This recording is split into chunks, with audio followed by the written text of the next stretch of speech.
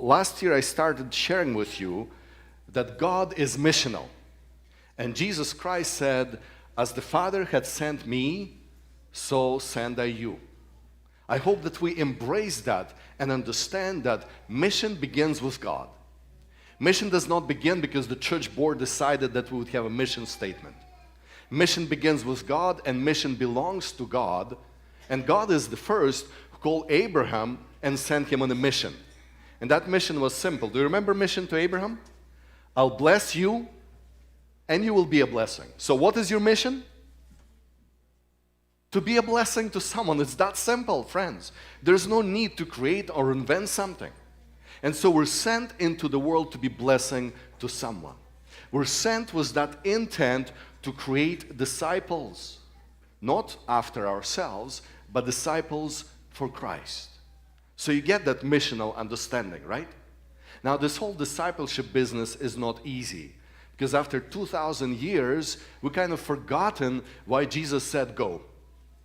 We've done all kind of things but discipleship. In fact, I've learned a new word this last week, inculcate. I never used that word before, but as I look at the best word in English that represents what discipleship is, that's the word, inculcate. Some of you may want to look in a dictionary. Everybody's got those devices now. You could Google it and get it. It's the idea to graduate alumni, to raise someone and bring them into maturity and to make them a successor. That's the idea of discipleship. But see, you cannot do discipleship by proxy. To disciple, God had sent His Son where? Into this world. Jesus did not look alien. He looked so much like us that those who encountered Him could not believe that He was divine. And so mission, first step, is incarnation. Jesus sat at the table with His disciples. He walked the streets with His disciples. I push it far, but I suggest that Jesus saw Jesus in pajamas. Now, I want to get that reaction, because they had such a relationship, they didn't make a phone call, say, "Jesus, could we see you?" They would just show up unannounced. They had a relationship with Jesus. Now, I want to invite you to this concept of relationship. How are your relationships, friends? Because even now, as we sit in this congregation, I wonder if we are relationally handicapped. I'm careful not to use strong words such as retarded, because some people are relationally retarded. Let me just give you a few examples. This famous German poet, Rainer Maria Rilke, he refused to attend his daughter's wedding because he was in the middle of writing a poem. Now, I want you to get that.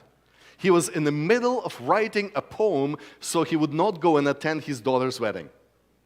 I wonder if some of us are so busy that we ignore our kids' special dates because we're busy doing something. Parents, I want to ask you, how busy are you? If your child runs into the room seeking attention, do you put them on hold because you're doing something on your computer? How busy are you? Did I hear yeah? It's time for confession. Now, there's another fellow that is prime example of relational retardation, is Norwegian physicist Christian Birkeland. He's famous. His face is in Norwegian krones, 200 Norwegian krones, euro. That's significant value, has his face on it. But this fellow, get this, ladies, he double booked his own wedding with the lecture on his discoveries. Now, he got the Nobel Prize for explaining how Aurora Borealis works, but he double booked his own wedding. Do you want to guess where he went? The wedding guest had to wait for him to finish the lecture. That's how some people are. To them, their career is more important than relationships. Think of this clarinetist, American clarinetist, famous name Artie Shaw, who was married to Ava Gardner, and he demanded that she would take Charles Darwin's book, Origin of Species, with her on their honeymoon. Guess what he wanted to do on the honeymoon? Read and discuss Darwin's Origins of Species. You could predict how long their marriage lasts, right? They broke up in a year, and they were not a couple anymore. Now, we may laugh at this, and you may even wonder where I'm going with this, but I wonder how many of us are relationally handicapped. Today, we live in a world that is trying to use social media to fill the gap of relationships. We've got everything from Facebook to Snapchat to Instagram to you name it, and that's supposed to somehow what? Fill the gap of relationships. I'm not exaggerating. If you sit where I sit and look in the audience, you would see people who during the praise are still in their devices. They don't know even what's happening here. They're still not aware that this is a hot spot. This is really a warm place where you connect with God.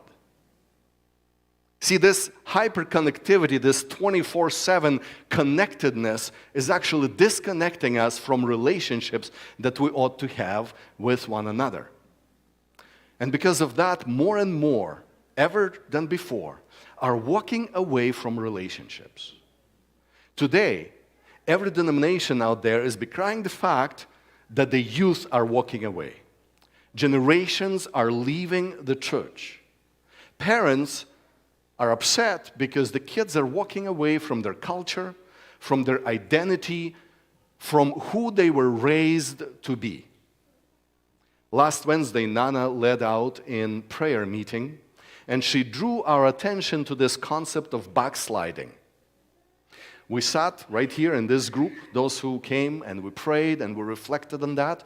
We look at the book of Jeremiah, and we read there from verse 14, "Return to me, backsliding." And we reflected on the meaning of what backsliding is. That's not just falling over backward from a slide. The Hebrew word there is different.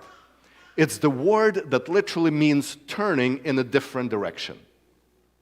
If everyone is facing in this direction, the one who turns and moves in the opposite direction is the backslider. And there's only one solution for it. In Hebrew Bible, in Hebrew language, is from that meshubva, the solution is shub, which is just turn around. That's the meaning of repent, meaning if you've been heading in that direction, just turn around. But there's a deeper meaning there, because when you look at verse 22, Jeremiah 3:22, it says, "And I shall heal your backsliding."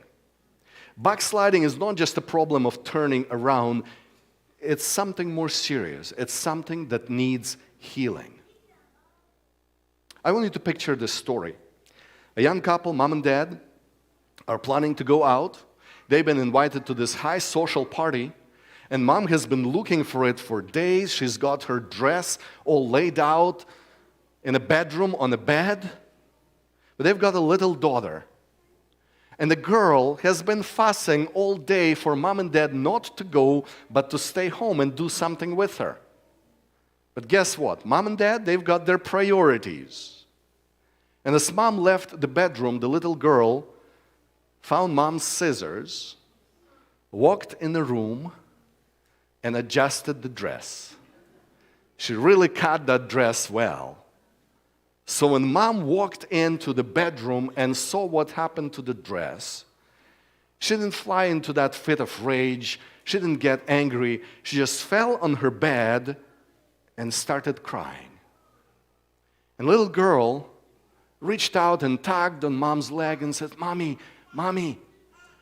And mom kept crying, ignoring her presence, ignoring that she's even there. And after a while, the little girl said these words, "Mommy, please take me back." I wanted to reflect on this because she understood the problem was bigger than dress. The problem was broken relationship. Prophet Isaiah in chapter 59 verse 2 says, "Our sins have separated us from God." You know what our problem is? broken relationship with God. And the only prayer that we ought to have is, Mommy, take me back. Daddy, take me back. Father, take me back. Some of you seated today may feel that way. There may be a husband who needs to say, my dear wife, please take me back. There may be children that need to turn to their parents and say, please take me back. Because friends, there's no better feeling than being embraced in the loving relationship. You know what I'm talking about? In fact, righteousness is not doing right. Righteousness is being in a right relationship with God, with the one who loves you. That's what righteousness is all about. The trouble is, many people, when something goes wrong, walk away and move in a different direction. But I plead with people, open and read Malachi 3:16. It says this, those who love God talk to one another and God hears them. We're called to dialogue, we're called to conversation, not to walk away. But we're called into this kind of relationship. And friends, we need to stop this attitude of competition. I find it as a young leader that there's a competition between generations. The younger have to prove something to the elder. We need to enter into the dialogue where young and old are simply talking to each other. Where young and old are so much caring for each other that they are in conversation. Friends, there is a problem that has been studied for the last 4 decades. When I did my doctoral studies, I had to look into this, and I was surprised to read that when young people run away from their dysfunctional families, get this, when young people run away from their dysfunctional families, you know what happens in the long run? They repeat the same dysfunctionality. The only solution is to face the dysfunctional family and to differentiate, say, I will be different. I know where I've come from, I know what's causing this, but I choose to be different. By running away, no one solves anything. It is by remaining present and choosing to be different that difference is made. At the same time, there are 2 groups of people that are not losing their people. Do you want to guess what 2 groups I'm talking about? The world today is looking at these 2 particular groups and saying, what are they doing different? That they're actually growing. Recently, someone published that if the time allows, the United States would be taken over by a particular group of people. And that's not people of Afro-American descent. And it's not even Muslims. You'd never guess, statistically. Think of the group that has 95% retention rate of their children. Any guesses here? You're quiet. Huh? No. Coming close, but they are actually losing more than 5%. No, it has nothing to do with ethnicity. It has something to do with their cultural tradition. They actually made a TV series about them. It's called Breaking Amish. Because so few leave that they actually had to make a TV series about those few that leave. Amish are retaining and growing and increasing in percentage, and today sociologists are looking at them trying to understand how come. Even, they have a term for the youth, when they reach 17, they permit them to go and explore the world. They call it Rumspringa, which means hopping around. And they're supposed to actually go and explore and sow their wild oats. And some sow whole prairies out there. You get my drift. But they come back. And so as they look and they study, they realize there's something about them that keeps them together. See, the central place in Amish household, do you want to guess what it is? The table. They sit around the table. And there's 3 books in every Amish household that are present. The first one, you could guess, right? The Bible. They read the stories of the Bible, and it's in that original language. It's in that Martin Luther German, old High German translation. Then there's a second book. It's called Martyr's Mirror. And the households, they keep that book with the woodcuts and all. It's like John Fox of Book of Martyrs. But this is their stories of their pioneers, the stories of their heroes, the stories of those who stood for their faith as Anabaptists. And so at the table, they hear stories about who they are, where they come from. And there's a third book. You want to guess what book that would be?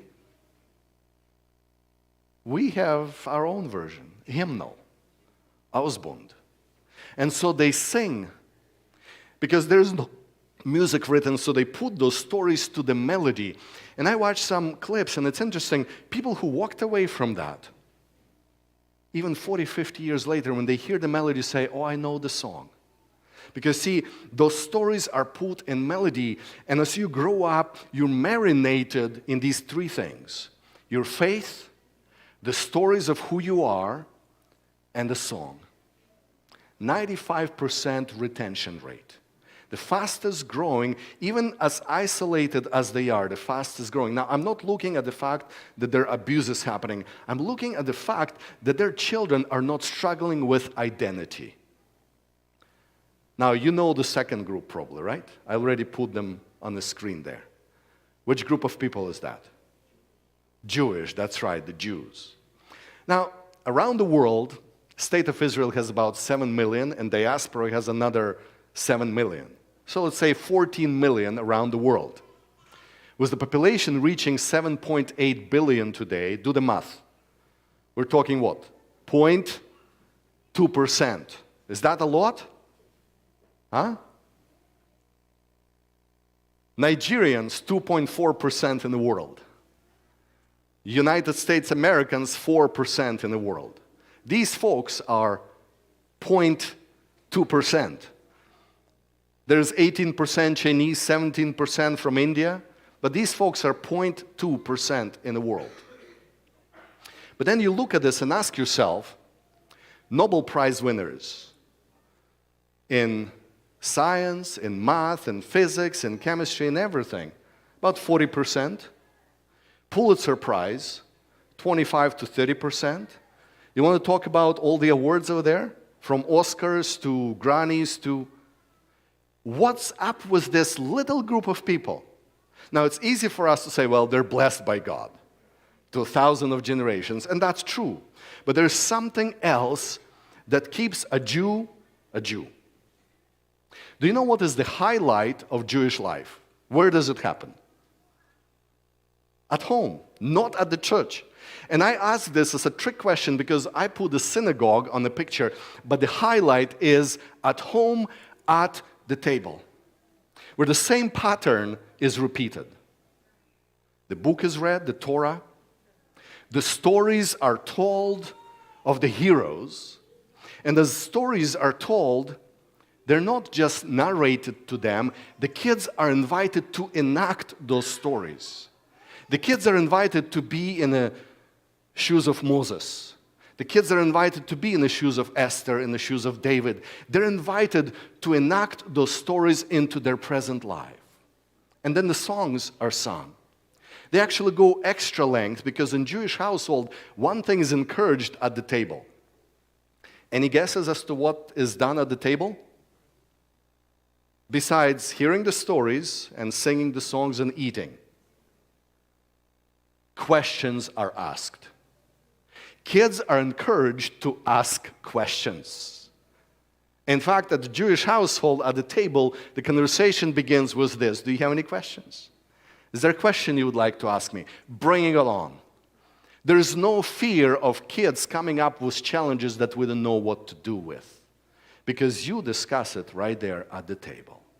Now, I want to reflect on this. What would happen if we would raise our families where our kids learn the stories of Adam, learn the stories of Noah, learn these stories not just in the Sabbath school, but guess where? At the table, at home. If the family would sit together at home and do that, eat together, talk together, share stories, share identity together. Because see, many of our families raise our kids, and then when they turn 13, 14, they're wondering, and so who am I? And I tell you, the world out there is ready to tell them who they are, because they've got products to sell. And so they sell them the story of consumerism. They sell them story of celebrities. They sell them all kind of stories, and our kids begin to want to be like what they see on TV. Because somehow that identity development did not happen. Some of you may ask, Pastor, you tell us we have to indoctrinate our children from early age? Yeah, that's what I'm telling you. If you want to raise successors, you have to begin from birth, telling them who they will be, sharing with them vision and giving them that clear picture of the identity. See, in my home, I know my kid's not going to learn Chinese. They will learn the language I speak. In my home, kids not going to be raised Muslim because from the moment they're born, I tell them, guess what? You are an Adventist, Seventh-day Adventist, Christian. And see, as a parent, I'm there to shape that identity from the beginning. As they grow up, they may question that, and this is where it's my duty to answer them. In fact, what I discover as a father, when my kids come to me and tell me they're going to do something, they're actually probing. That is the question, Dad, give me the reason why I shouldn't do it. The thing is, they already made up their mind, they want to do it. But they're still giving that room. They want to hear if Daddy has good enough reason that may stop them. That's parenting. Now, are we building up identity for our children?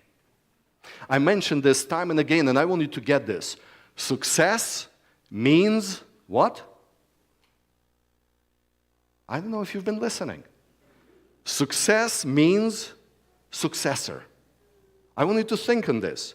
Success means successor.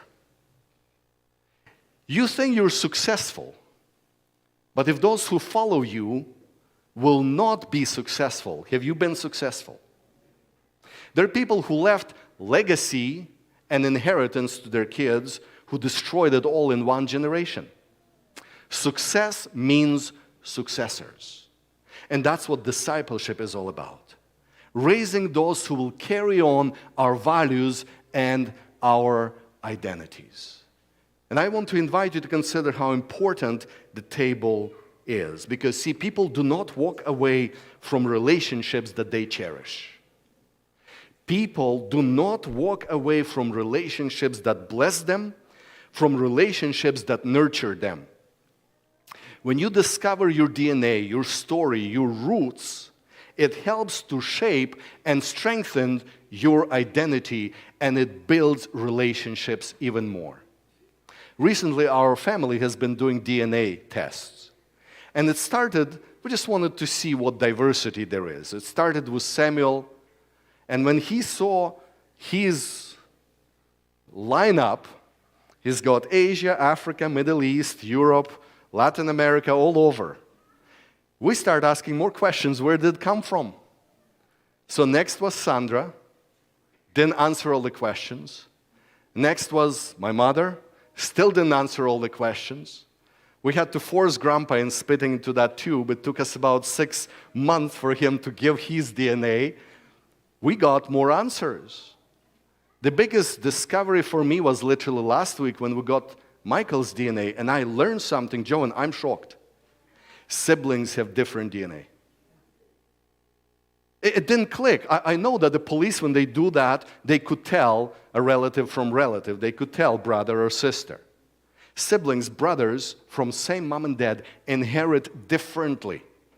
All those things across, they inherit differently through the parents from grandparents. But what I discovered, as my kids begin to discover more their roots, our relationship grew stronger. Now, there's one sociologist, and I'm just going to read to you these statistics. There's one sociologist who's been studying this, Cody Delistrati, and he surveyed effects on the family. And this is what he says. Number one, for parents raising kids who are drug-free, healthy, and intelligent, and kind humans, are frequent family dinners. Are you surprised? Greatest predictor of academic success in high school and college is how many times per week you've eaten together with family at the table. And they come to conclusion when they look at those who succeed, at those who go to Oxford and Harvard and are successful, that those families sit together at the table at least 3 times a week. Now, friends, it's never too late to start. Some of you may be saying, well, we really messed up. We're so busy with our lives, we don't have time to sit together. It's never too late to start. I could go on and tell stories about my relationship with my sons. They're all different. But I find if my kid is moody, there's only one way to solve it. Make a meal and invite him to sit down and eat with me. Solves every problem. Do you know that, parents? Sitting at the table makes all the difference. Another thing, and this is, I'm just reading statistics. Number one shaper of vocabulary in younger children, more than any other family events. Do you want to know the answer? Frequent family dinners. You want your kids to speak well, to have a good vocabulary? Eat together with them. They would learn from you how to speak well. And that brings memories. You know, when we got married, we lived in Saskatchewan on a farm. That's my first baby. He was 4 months old there. And Sanders was already feeding him borscht. You know, we didn't mess with all this artificial stuff. We stuck a pickle in his mouth when he was probably a month old. And he had to chew on it and get some saltiness and spice in it. But the table was everything. I miss the farm. I miss neighbors coming together. That was our wedding anniversary. We're busy building another house, and farmers, neighbors just came together, and that was our wedding anniversary. But the memories that I inherit from that will be for life. My uncle had a little funny tradition. He would ask me every time we would sit at the table, what new words did you learn today? It was a little game we played. And as we eat together, I would have to tell him the new English words that I've learned that day. And I find that today, 28 years later, I still ask myself at the end of the day, did I learn some new words? You see, little traditions that start at the table as a family go a long way. In fact, just last week, as I was studying the Sabbath school, I learned a new word. And you read the same word in your lessons. I wonder how many of you picked up on that word. I finally realized there are 2 words in English that sound very similar, but they're very different in meaning. Psychopath and sycophant. Do you know the difference in these 2 words? Because it's sycophants that enable psychopaths. I'm going to leave this word on the screen. For some of you, you'll chew on it and figure out later. Because we've got that problem. It's not just Nebuchadnezzar's problem. We've got that problem. My invitation to you, friends, bring back the table. The best safeguard against childhood obesity, you want to guess what it is? Eating together as a family. Instead of just giving snacks for kid to do it alone. And friends, it's never too late. If coming to the table together is awkward, just start somewhere, and you will see how it will change dynamics at home. You know, it's better to eat toast and jam together than tetrazzini alone. I'm glad that today our family life department is starting this tradition, and I hope we'll push and build on this, that we would streamline our Sabbath activities to free up more afternoons that we could actually mingle and sit at the table together. Nothing is more important to relationship building than sitting at the table. There's one thing that could change the world today, and it's bring back the table. We read today this powerful passage. The Lord is my shepherd. We'll know the prayer, right? Psalm 23. But there's one element in that prayer which says, you've prepared a table for me in the presence of my enemies. Now, I want you to think on this for a moment, because see, Jesus is all about the table. I don't know if you could imagine God wearing apron cooking your meal. But when Jesus comes, what are we invited to? The table. One of the first commandments that God gave is, you may freely eat. You know what I'm talking about? Genesis chapter 2. You may freely eat. And one of the last commands of God is, come and drink, Revelation 22. And everything between is the table. I think about Jesus. He was born and he was laid where? On the table for animals. That's what manger was. It's a trough where they feed the animals. And his first thing after resurrection was, you know what? Give me something to eat. You read Luke 24, he shows up to the disciples and they're questioning if he's real. And the first thing he does says, what do you have to eat? Give me some fish. And he eats it. And then right before he leaves, they're fishing out there, doubtful. And they see him on the shore and he shouts to them, have you got some fish? And by the time they arrive, he's cooking that fish for them on the fire. Jesus is all about this, bring back the table. Friends, I'm looking at this. We've chosen a song to close, I'm a child of a king. And as the team is coming together, I wanted to reflect on this. Because we are a family of God. We call him Father. And God is saying, you are my children and I want you to sit at one table. And if we come together to the table, that's all we need. I know I'm speaking symbols right now, friends, but I want you to reflect on this. If someone bailed out on you, if someone quit on you in relationships, if your best friend shuts the door in your face, Jesus pulls the table at his table. If your family doesn't want to sit and eat together, start with inviting Jesus in your heart that he may dine with you. And I tell you, if you sit down and your family realizes that next to you at the table sits Jesus, there will be something about you that would change in your demeanor, in your attitude, that would attract them to come and sit at the table with you. It's all about you and Jesus at the table. When everything fails you, Jesus takes you in. When your kids, your employer, don't want anything to do with you, Jesus will put you at the head of his table.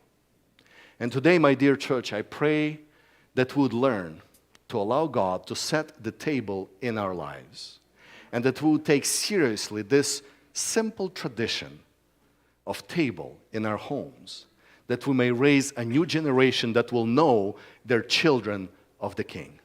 Amen.